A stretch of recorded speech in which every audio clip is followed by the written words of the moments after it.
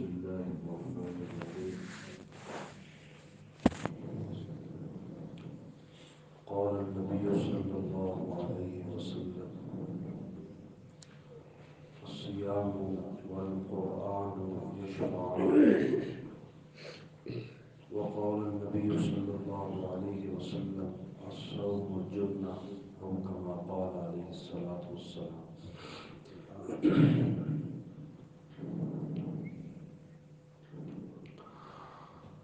امام الانبیاء سرور کائنات صلی اللہ علیہ وسلم نے ارشاد فرمایا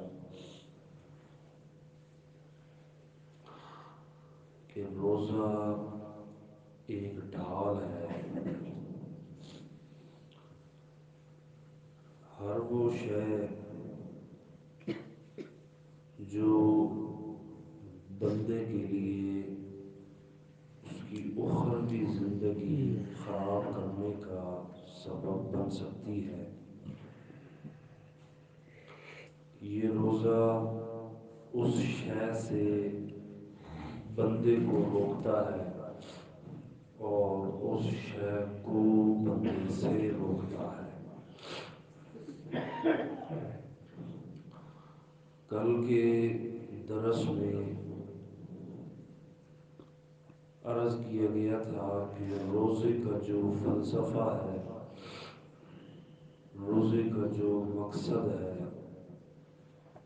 وہ یہ ہے کہ بندہ منع کردہ تمام چیزوں سے اپنے آپ کو روک لے، کہ اس مہینے میں اللہ کے کہنے پہ اگر وہ حلال سے رک سکتا ہے تو باقی مہینوں میں اسی اللہ کے کہنے سے حرام سے کیوں نہیں رک سکتا۔ فرمایا کہ یا ایھا الذین آمنوا کتب علیکم الصیام کما کتب علی الذین من قبلکم لعلکم تتقون۔ مقصد یہ ہے روزے کا کہ تم پرہیزگار بن جاؤ، متقی بن جاؤ۔ کل تقوی کے متعلق عرض کیا تھا، تقوی اس کا لغوی معنی ہے بچنا، پرہیزگاری، دور رہنا۔ اصطلاح شریعت میں تقوی کا مفہوم یہ ہے کہ اپنے دل کے اندر یا تقوی ضمیر کے اس احساس کا نام ہے کہ بندے کے دل میں خیر اور شر کی تمیز پیدا ہو جائے، اور خیر اور شر کی تمیز پیدا ہونے کے بعد خیر کی طرف رغبت ہو اور شر سے نفرت ہو جائے۔ یہ تقوی کا آسان مفہوم ہے۔ تقوی حضرت عمر رضی اللہ تعالی عنہ نے حضرت کعب سے سوال کیا تھا، ابی بن کعب سے، کہ یہ تقوی کیا ہے؟ انہوں نے فرمایا کہ حضرت کبھی آپ کا گزر خاردار جھاڑیوں والے راستے سے ہوا ہے؟ جی ہوا ہے۔ تو پھر وہاں آپ کیسے چلتے تھے؟ آپ نے فرمایا کہ میں تو ظاہر دامن بچا کے چلتا تھا، کپڑے سمیٹ کے سنبھال کے، کہیں اٹک نہ جائیں، پھٹ نہ جائیں۔ تو انہوں نے فرمایا کہ حضرت بس یہی تقویٰ ہے کہ آپ جس راستے پہ چل رہے ہیں نا، وہاں شیطان کے اڈے ہیں۔ جس طرح خاردار جھاڑیوں سے آپ اپنا دامن اور کپڑے بچاتے ہیں، اسی طرح صراط مستقیم پہ چلتے ہوئے شیطان کے ہیلوں، بہانوں اور حملوں سے اپنے آپ کو بچانا، یہی تقویٰ ہے۔ اچھا، تقوی میں میں نے چند چیزیں گنوائی تھی۔ زبان کا تقویٰ، آنکھ کا تقویٰ، کانوں کا تقویٰ، ہاتھوں کا، پیٹ کا اور پاؤں کا، یہ 6 چیزیں ہیں۔ جو بنیادی طور پہ انسان میں گنی جا سکتی ہے۔ سب سے پہلے ہے زبان کا تقوی۔ زبان کا تقوی یہ ہے کہ میری اور آپ کی زبان اللہ کی مرضی کے خلاف استعمال نہ ہو، یہ تقوی ہے۔ اس کی کتنی اہمیت ہے؟ بخاری شریف دوسری جلد میں صفحہ 959 پر امام الانبیاء صلی اللہ علیہ وسلم نے فرمایا، آپ کا وہاں ارشاد موجود ہے کہ بسا اوقات انسان اپنی زبان سے کوئی بات نکالتا ہے اور وہ اسے بڑا معمولی سمجھتا ہے، لیکن حقیقت میں نتیجے کے اعتبار سے وہ بات اتنی بری ہوتی ہے کہ اس بندے کو جہنم میں گرا دیتی ہے، اللہ کی ناراضگی کا سبب بنتی ہے۔ دیکھنے میں، سننے میں، بولنے میں وہ ایک معمولی بات ہوتی ہے، لیکن اللہ کو اتنی ناپسند آ جاتی ہے، اللہ اس کے لیے جہنم کا فیصلہ کر دیتا ہے۔ اور کبھی وہ معمولی سی بات کرتا ہے، اسے اہمیت بھی نہیں دیتا، لیکن اللہ کو وہ پسند آ جاتی ہے، اللہ تعالیٰ اس کے لیے جنت کا فیصلہ کر دیتا ہے۔ یہ زبان کی بدولت ہے۔ اس کا کیا کردار ہے میری اور آپ کی زندگی میں اس کی ایک مثال عرض کرتا ہوں۔ دیکھیں، ایک بندہ کافر ہے، وہ شیطان کا بندہ ہے، وہ مغضوب علیہم ہے، اللہ اسے ناراض ہے، وہ بالکل جہنم کے دروازے پہ کھڑا ہے، بس مرنے کی دیر ہے۔ اسے اللہ نے کلمے کی توفیق دے دی، زبان کے ذریعے پڑھا نا، اس نے زبان نے حرکت کی، اس نے کہا لا الہ الا اللہ محمد رسول اللہ۔ اب یکدم اتنا بڑا انقلاب کہ اللہ نے اسے جہنم کے دروازے سے ہٹایا اور جنت میں لے آیا۔ پہلے اللہ اسے ناراض تھا، اب اللہ اسے راضی ہو گیا۔ پہلے وہ شیطان کا بندہ تھا، اب وہ رحمان کا بندہ ہو گیا۔ اتنا بڑا جو انقلاب آیا ہے، اللہ اسے ناراض تھا، اب اللہ اسے راضی ہو گیا ہے۔ یہ انقلاب زبان کی وجہ سے ہے۔ زبان ہلی، اللہ نے اسے ہدایت کی فیصلے کر دیے۔ ایک عورت ہے، اسے دیکھنا حرام، بولنا حرام، اس کے پاس بیٹھنا حرام، کچھ نہیں کرتی، لیکن دو بول زبان نے بولے، جسے آپ ایجاب اور قبول کہتے ہیں، تو زبان نے حرکت کی۔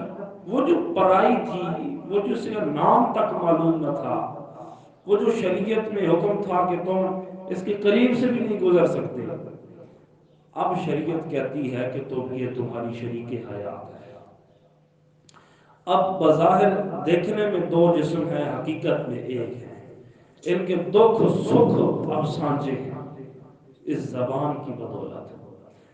بیوی ہے کسی کی اور زبان سے ایک لفظ طلاق کا نکلا، شریک حیات تھی، دکھ سکھ کی ساتھی تھی، لیکن زبان نے حرکت کی، اب یہ اس کی کچھ نہیں کرتی، اب یہ اس پر حرام ہو چکی ہے۔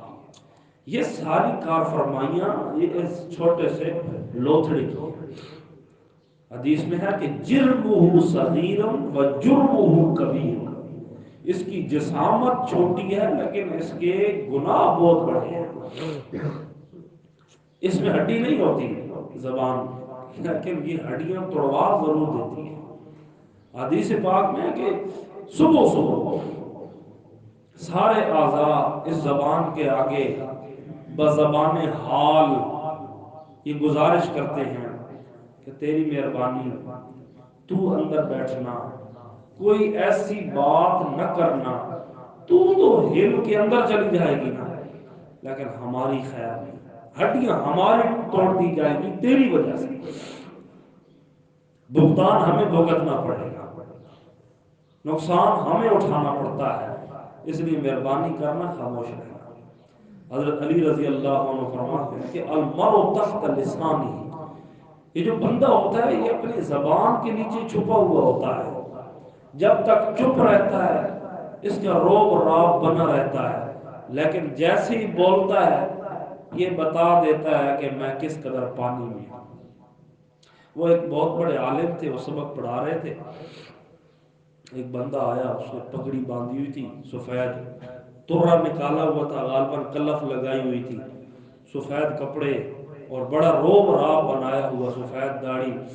تو انہوں نے سمجھا کہ کوئی شیخ الحدیث آ گیا، سبق روک دیا، احترام میں وہ شیخ صاحب کھڑے ہو گئے، ان کو کہا جی ادھر میرے ساتھ مسند پہ بیٹھے، مسند پہ بٹھایا، ساتھ کہا حضرت کا تعارف کیا؟ کہ میڈا نام یوسف ہے، میڈا نام یوسف ہے، یوسف۔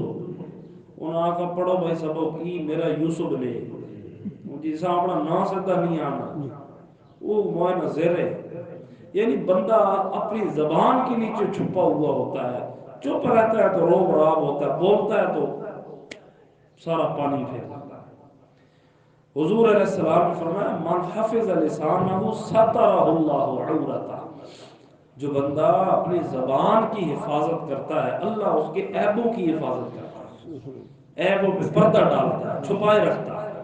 حضور نے فرمایا من صمت نجا، جو چپ رہتا ہے وہ نجات پا جاتا ہے۔ ظاہر ہے منہ کھلتا ہے تو مکھیاں اندر جائیں گی نا، جب منہ بند ہوگا تو مکھیاں کہاں سے جائیں گی اندر؟ تو جتنا انسان بولے گا اتنے گناہ کرے گا۔ حضرت عبداللہ بن مسعود رضی اللہ عنہ فرماتے ہیں کہ اس روئے زمین پر دنیا میں زبان سے زیادہ کسی شے کو لمبی قید کی ضرورت نہیں ہے، سب سے زیادہ لمبی قید اس زبان کی ہونی چاہیے۔ اسے قید لگا حضرت حارث بن ہشام، یہ حارث بن ہشام کون ہے آپ جانتے ہیں؟ یہ ابو جہل کا سکا بھائی ہے۔ ابو جہل کا نام تھا عمرو بن ہشام، یہ ہے حارث بن ہشام، بخاری شریف کی پہلی روایت ہے اس سے۔ تو فرمایا کہ انہوں نے یہ فرماتا ہے کہ میں نے حضور سے عرض کی کہ یا رسول اللہ مجھے کوئی نصیحت کیجئے کہ میں کس چیز کو لازم پکڑوں۔ حضور نے اپنی زبان کی طرف اشارہ کرتے فرمایا کہ اسے قابو میں رکھا، اسے قابو میں رکھا۔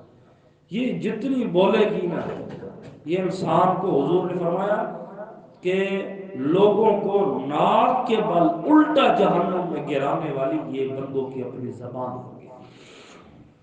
اور یہاں زبان سے کتنے گناہ ہوتے ہیں وہ میں ڈیٹیل انشاءاللہ کل مزید عرض کروں گا۔ آخری بات میں عرض کرتا ہوں کہ سیدنا علی المرتضیٰ رضی اللہ عنہ کی طرف منسوب ہے، نحو کی کتابوں میں وہ ایک شعر پڑھایا بھی جاتا ہے کہ جراحات السنان لہلتیاں ولا یلتام ما جرح اللسان۔ یاد رکھو بھائی، تلوار، چھریاں، خنجر، نیزے، ان کے زخم کبھی نہ کبھی بھر جاتے ہیں، لیکن جو زخم انسان کو زبان سے لگاتا ہے نا، یہ زخم کبھی بھی نہیں بھرتا۔ اس لیے کسی مسلمان کو دکھ دینا زبان کے ذریعے، اس کی بے آبروئی کرنا، اس پہ تہمت لگانا، اس کے پیچھے الزام لگانا، جھوٹ بولنا، یہ وہ چیزیں ہیں جو بندے کو اندر سے برباد کر کے رکھ دیتی ہیں۔ کعبۃ اللہ کو خطاب کرتے ہوئے حضور نے فرمایا تھا کعبہ تیری اتنی عظمت نہیں ہے جتنی ایک مومن کی ہے۔ ایک مومن مسلمان کا دل توڑ دینا یہ کعبہ گرانے سے بڑا گناہ ہے، اور ہم کر رہے ہیں صبح بھی، دوپہر بھی، شام بھی، لیکن ہمیں کوئی پرواہ نہیں۔ یہ تو حقیقت کی آنکھیں کھلے گی تو ہمیں پتہ چلے گا کہ ہم لوگ کتنے گھاٹے میں زندگی گزار کے آئے ہیں۔ بس یہ موقع ہے، یہ تھوڑا مذاکرہ ہو جاتا ہے۔ اللہ تعالی ہمیں اپنی زبانوں کو قابو میں رکھنے کی توفیق عطا فرمائے اور اپنے گناہوں پہ سچی توبہ کی توفیق عطا فرمائے۔